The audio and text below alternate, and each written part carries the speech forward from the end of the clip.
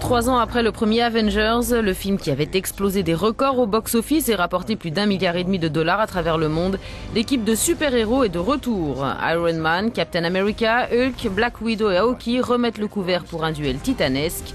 Ils unissent leurs forces pour combattre le plus terrible de leurs adversaires, Ultron.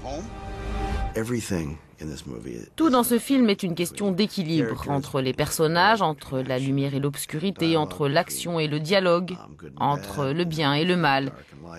Et tout ça est difficile, c'est dur. Raconter des histoires est un éternel recommencement. C'est comme si à chaque fois vous le faisiez pour la première fois.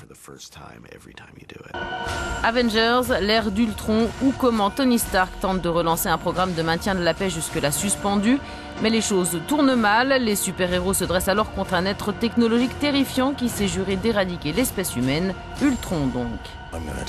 Une fois de plus, Downey Jr. a enfilé le costume d'Iron Man, mais son implication va selon lui bien au-delà d'un simple jeu d'acteur. Il avoue penser aussi à présent comme un membre à part entière de l'équipe de Marvel Studios.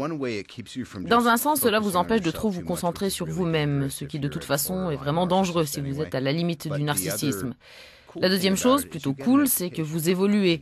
À ce stade, je connais très bien tous ceux qui sont partie prenante de ce film et tous les hommes et les femmes qui font ces films s'y investissent du début à la fin.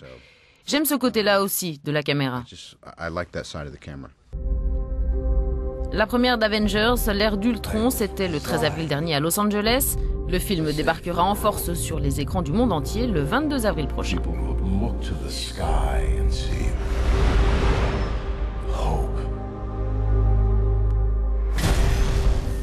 I'll take that from them first.